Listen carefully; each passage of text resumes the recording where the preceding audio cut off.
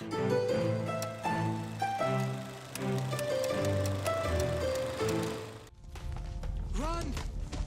It's a stampede! It's a game! I tell you what, if I ever come across a magical board game that randomly starts banging drums and nobody knows a damn thing about it, I'm selling that thing to the nearest voodoo priest I can find and not dealing with that. Jumanji was released on December 15th, 1995, about a mysterious magical board game that comes to life with killer plants, wild animals, and gun-wielding lunatics. This action-adventure comedy starring the great Robbin Williams, Bonnie Hunt, and Jonathan Hyde is an adventure thrill ride that has gained popularity over time and has become a 90s classic. But with that being said, I'm Azza the Pop Culture Viking, and with spoilers ahead, let's take a pop culture look into Jumanji.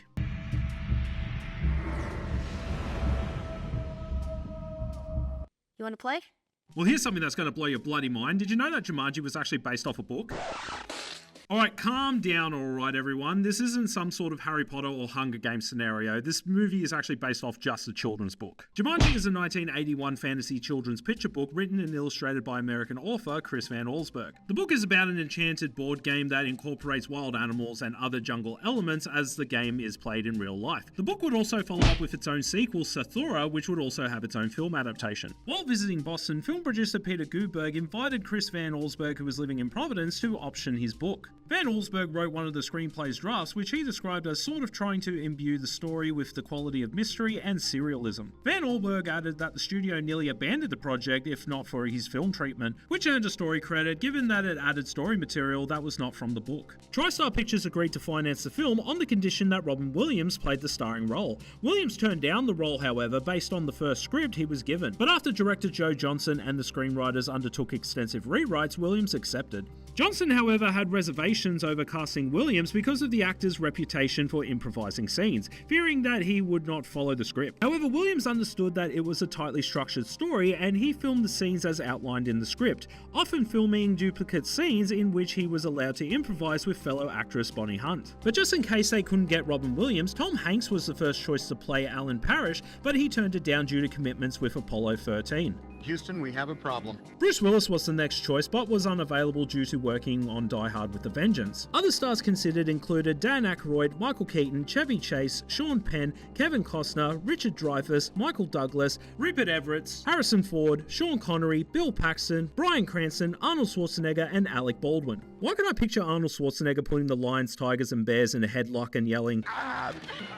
Meanwhile, Jodie Foster, Demi Moore, Madonna, Michelle Pfeiffer, and Kirstie Alley were considered for Sarah Whittle, while Scarlett Johansson auditioned for Judi Shepard. Filming locations took place in various New England locations around Keene, New Hampshire, which represented the story's fictional town of Bradford, New Hampshire, and North Buick, Maine, where the old Willen Mill represented the Parrish shoe factory. A large portion of the filming took place in Vancouver, British Columbia, where a mock-up of the Parrish house was built, as well as an entire sequence at Sir Saves-a-Lot shot at Delta Fair Mall and Liquidation World in British Columbia. Special effects were a combination of traditional techniques like puppetry and animatronics with state-of-the-art digital effects overseen by Industrial Light and Magic. And yes, those were the guys that did the special effects for Jurassic Park. They were pumping out visual effects for movies in the 90s. ILM developed 2 new software programs specifically for Jumanji. One was called iScout, which definitely sounds like something Apple would make, which allowed the illustrators to create realistic facial expressions on the computer-generated animals in the film. And another one for the first time creating realistic digital hair used for the monkeys and lion.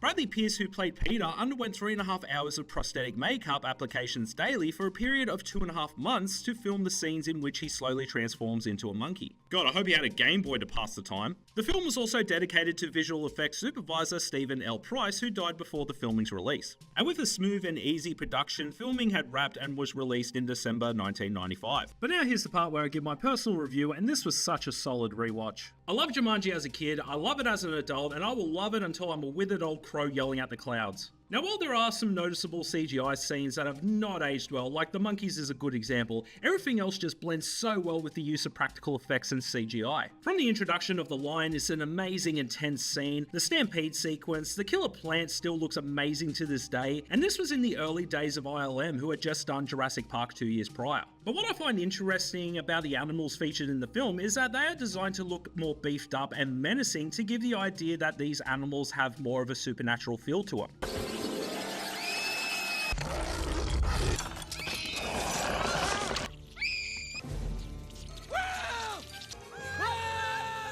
The cast is amazing as well. First, Robbin Williams is fantastic in the role. While he's known for comedy roles in films like Mrs. Doubtfire, Hook and Aladdin, Williams gives a performance which does have some comedy moments but also makes you realise, oh yeah, Alan clearly has PTSD from being stuck in a board game for years. And even see the effects and impact the town had on Alan's disappearance in the board game, where his father spent the rest of his life looking for Alan, where the factory he owned shut down, to which the homeless people you see around the town are former employees, and the town is run down with the money his father put into the community, which adds more emotional weight to the character. Bonnie Hunt is also a great addition to the film, which helps balance between Alan being serious and channeling his father, and Sarah being the mother figure and protector to the children. Even Sarah Whittle had dealt with the trauma from playing the board game as well, as she was labelled as a crazy person after explaining what happened to Alan. The kids Judy and Peter don't come across as annoying or useless. While they do things in the film that would annoy somebody, they are just honest mistakes and are just trying to help. The kids are also going through some trauma as well, as they recently lost their parents and have just moved into a new town with their auntie, and now all of a sudden they've just got this magical board game just landed on their lap. Especially with the interactions between Alan and Peter, where Peter is trying to help or doesn't do enough to help, which leads to Alan channeling his own father's behaviour from the way Alan was treated as a child, which leads to some great scenes of Alan learning from his mistakes and becoming a loving father figure. And speaking of father figures, the villain of the movie Van Pelt is an amazing character and the most interesting aspect of the game. You miserable coward! Come back and face me like a man! Just a gun-wielding psycho who must hunt down anyone who rolled the dice of the board game and is unlucky to have Van Pelt to deal with. He's basically the T-800 or the T-1000 from the Terminator films, except he's hunting Alan for sport because he rolled the dice during the game. And it's an interesting detail that Van Pelt is played by the same actor, Jonathan Hyde, that plays Alan's dad, which gives the information that the board game unleashes everyone's biggest fear, which includes Alan's fear of the pressures and upbringing that his father has brought on him as a kid. Other characters to mention also include Aunt Nora as the guardian of the kids, and the police officer Carl just having the worst day on the job.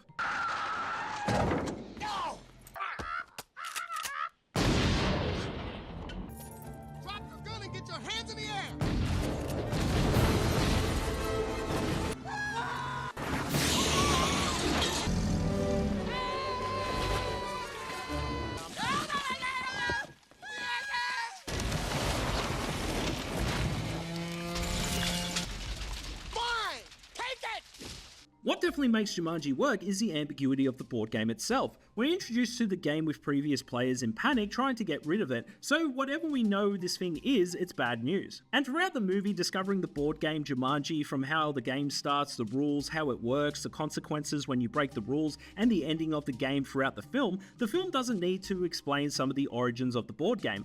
And there's no need to add a scene with some voodoo priest, museum worker, or an antique collector to describe what the board game is. And watching the movie for the first time as the characters progress throughout the game, we are also wondering what surprises are going to come around the corner. Like, you're either going to get a swarm of bats, a lion, or a British hunter blowing your head off with the biggest gun in the world. Jumanji is an amazing family adventure film which has some fun moments of comedy and action, and isn't afraid to tackle some dark themes while slipping in some jokes.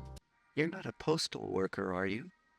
The 90s was a solid decade, am I right everyone? The film is just an interesting fantasy film which feels new and refreshing when watching for the first time, which includes a variety of interesting characters, a simple story, and a premise and magical board game which adds mystery and thrills to the film. But now that we covered as much as we could, what did fans and critics think of the film and its box office? Well, surprisingly, the film has received mixed reviews with a Rotten Tomatoes score of 52%, but with an audience score of 63%. No! Critics have felt that the film polarized visual effects at the expense of storytelling. Critics have labelled it as an underachieving adventure that still offers a decent amount of fun for the whole family. Everyone's favourite film critic Roger Ebert gave the film 1.5 out of 4 stars, criticising its reliance on special effects to convey its story, which he felt was lacking. He even questioned the decision to rate the film PG rather than PG-13, for he felt that younger children would be traumatised by much of the film's imagery. He even criticised Peter's monkey transformation, where he quoted, "He looked like a wolf man with hairy snout and wicked jaws, and that was likely to scare children." Oh, piss off, you bloody old farts. However, Van Allberg, who wrote the original children's book, approved of the film. He claimed that the film is faithful in reproducing the chaos level that comes with having a jungle animal in the house. It's a good movie. Most fans, however, disagree with the critics and state that it's a beloved children's classic that can be enjoyed on a movie night with family, friends, and loved ones. Most agree that Robbin Williams' performance is one of the best roles that he has taken on in his career, and starring alongside eyed Bonnie Hunt and also introducing a young Kirsten Dunst before taking on films like Small Soldiers and later on the Sam Raimi Spider-Man trilogy. And actor Jonathan Hyde delivers a great dual performance as Alan's dad and Van Pelt. As for the box office, with a budget of $65 million, the film made $262.8 million at the box office. Jumanji did well at the box office, opening at number 1 and overtaking Toy Story, earning approximately $11 million in its first weekend. The film collected approximately $100.5 million in the United States and Canada, and an additional $126.3 million overseas. As for the marketing and merchandise, 10 points to Gryffindor if you guessed correctly that the merchandise included an actual Jumanji board game you could buy and play with your friends and family. Jumanji the game was originally released in the US in 1995 by Milton Bradley. The game involves 4 players and similar rules like in the movie, where each player rolls the dice to get to the end of the game, but instead of animals ripping your bloody head off, you pick up cards called danger cards which reveal a riddle which can affect your turn. The game's gone through several updates and changes throughout the years, including a movie-accurate replica you can buy to this day. The board game designer Rachel Lowe also received an award for Game of the Year in the UK. A couple of video games were released based on the movie, including Jumanji: A Jungle Adventure Game Pack in 1996, which was a Microsoft Windows exclusive game, which included 5 mini-games based on pivotal scenes from the movie, and a party-based Jumanji-themed game based in Europe that was released on the PlayStation 2 in 2006. Jumanji was released on VHS on May 14, 1996, and on DVD on April 29, 1997, and in the 2000s, the film was re-released on DVD in a collector's series edition. In the UK, the film was released on DVD as a special edition bundle with the Jumanji board game. The film was released on Blu-ray on June 28, 2011 and re-released in the 20th anniversary edition in September 2015. A restored version was released in December 2017 on Blu-ray and 4K to coincide with the premiere of the sequel Jumanji: Welcome to the Jungle. The movie would end up getting an animated series with Jumanji the Animated Series, which ran from 1996 to 1999 with 3 seasons and 40 episodes. The animated series was produced by Adelaide Production, which was their first production, and have made other animated series based off films like Extreme Ghostbusters, Godzilla the series, and their most popular one, Men in Black the Animated Series. With the animated series, although it borrows heavily from the film, the series decides to retcon a lot of events that happened in the film, where Judy and Peter get stuck in the board game to solve puzzles and clues during each turn. Sarah is absent from the animated series, and Alan has a relationship with Aunt Nora instead of Sarah, where Alan ends up being Judy and Peter's uncle. Crunchy munchies, crunchy full of munchy fun. Oh, haven't seen one of these in 23 years, 5 months, 2 weeks, and 4 days. Oh, thank you. Way to go, Clyde. A couple of Jumanji theme park attractions would be open to the public in Europe. A Jumanji-themed dark ride opened at Gardaland, Italy for the 2022 season, featuring a giant animatronic figure. On May 15, 2023, Chessington World of Adventures in the UK unveiled a new theme area called World of Jumanji, featuring a jungle atmosphere, luscious landscaping, and several rides, including Ostrich Stampede and Mamba Strike. The area's main attraction is a B&M shuttle wing coaster called Madril's Mayhem, on which the tracks weave in and around a giant rock sculpture mountain that is in the shape of a tiger's head. Now, to finish off this episode, Jumanji's legacy has lived on through the decades, with multiple anniversary releases and of course the legacy of the great Robbin Williams attached to the film. And we can't forget about its multiple sequels, including Zathura: A Space Adventure, which is a spiritual successor and set in the same continuity as Jumanji. The only differences between both films and both books is that Zathura's children's book is a direct sequel to the Jumanji children's book. But years later, Jumanji would end up with its own direct sequels called Jumanji: Welcome to the Jungle and Jumanji: The Next Level, starring Dwayne Johnson, Kevin Hart, Karen Gillan, and Jack Black, where the film's concept of Jumanji would change from being a board game to a video game. Jumanji is a timeless classic that at the time of recording will be approaching its 30th anniversary. Despite the critics' reputation, it didn't shut down the popularity this film gets from 90s and early 2000s kids that got to experience a classic Robbin Williams film. Don't worry, kids. I know just what to do. Jumanji! But let me know your thoughts on Jumanji, and let me know if you'd like for me to cover Zathura and the 2 Jumanji sequels. I'll add them to the list. Thank you so much for watching, and stay tuned for the next episode.